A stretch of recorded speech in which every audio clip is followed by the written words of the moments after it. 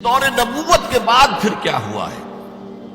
یوں سمجھئے کہ 14 صدیاں بیتی ہیں، اس لیے کہ سن 11 ہجری میں حضور کا انتقال ہو گیا، 1522 ہجری ہے، 1411 برس مزید گزر چکے ہیں۔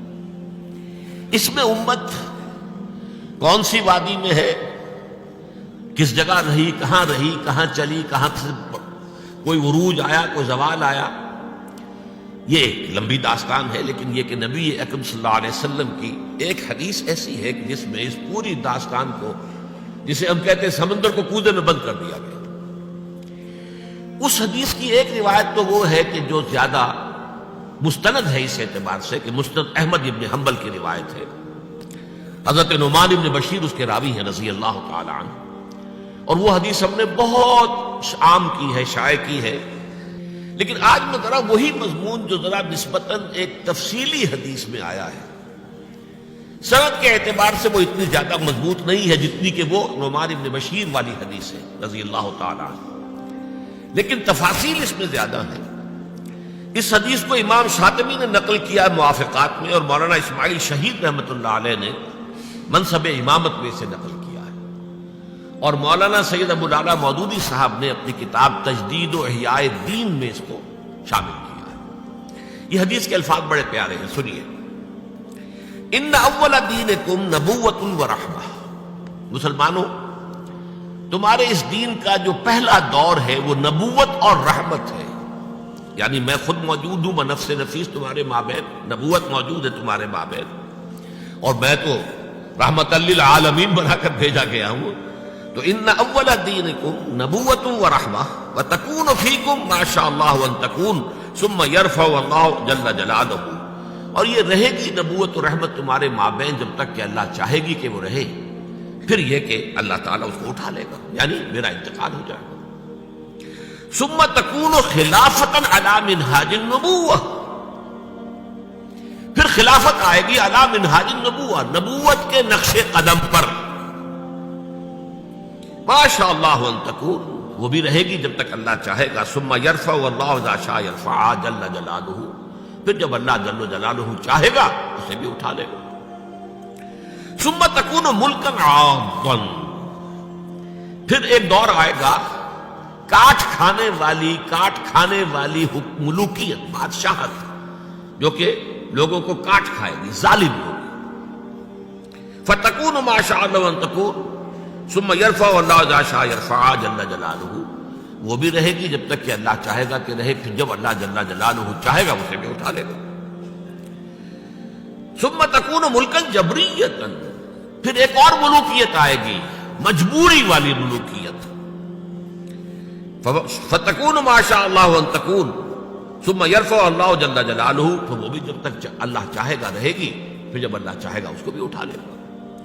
ثم تکون خلافتا علی منہاج النبوۃ، پھر دور آئے گا خلافت علی منہاج النبوۃ کا، تعمل فی الناس بسنت النبی، پھر اس وقت سنت رسول صلی اللہ علیہ وسلم ہی کے ساتھ سارے معاملات لوگوں کے مابین کیے جائیں گے۔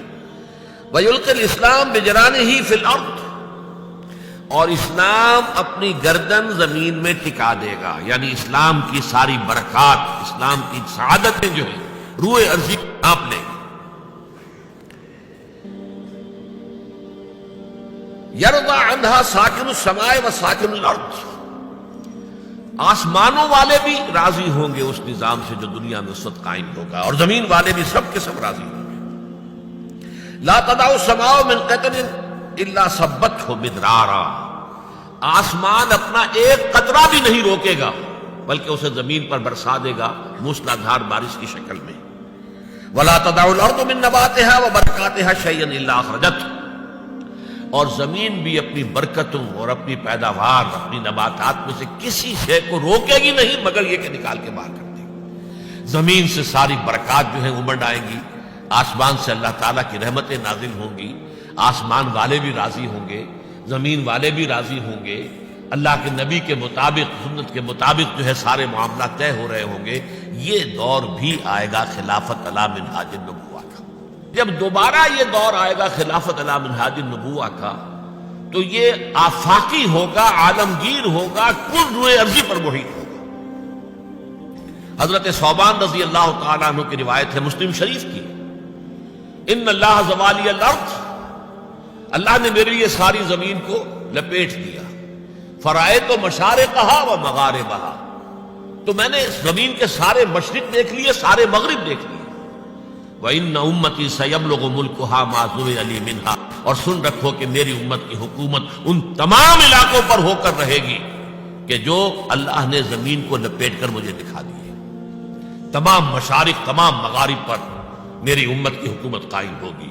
وعد اللہ الذین آمنوا منکم وعملوا الصالحات لیستخلفنہم فی الارض۔ اور ابھی آپ نے جو آیات مبارکہ تلاوت کی گئی ان میں سنا کہ اللہ تعالیٰ نے زبور میں لکھ دیا تھا ان الارض یرثها عبادی الصالحون، میرے صالح بندے بالآخر اس زمین کے وارث ہوں گے، کل زمین کے اوپر ان کی حکومت قائم ہو جائے گی۔ جو کچھ قرآن نے کہا ہے اسی کو حدیث ہمارے سامنے لا رہی ہے۔ اسی طرح ایک دوسری حدیث ہے حضرت مقداد بن اسود کی رضی اللہ تعالیٰ عنہ، وہ مسند احمد بن حنبل کی ہے، لا يبقى على ظہر الارض بیت وبر ولا مدر الا ادخلہ اللہ کلمۃ الاسلام۔ میں پوری حدیث نہیں پڑھ رہا ہوں اس وقت۔ زمین پر کوئی گھر نہیں بچے گا اینٹ گارے کا بنا ہوا، نہ کوئی کمبلوں کا بنا ہوا خیمہ رہے گا جس میں اللہ کلمہ اسلام کو داخل نہ کر دے۔ تو یہ آفاقیت، یہ عالمگیریت، اس کو میں کہوں گا گلوبلائزیشن، جس کے اوپر بڑے ہنگامے ہو رہے ہیں اس وقت، جنوا شہر جو ہے اٹلی کا، یہ گلوبلائزیشن جو ہو رہی ہے یہ کیپٹلزم کی گلوبلائزیشن ہے، لیکن خلافت علی منہاج النبوہ کی گلوبلائزیشن ہوگی جس کی خبر دی ہے محمد الرسول اللہ صلی اللہ علیہ وسلم۔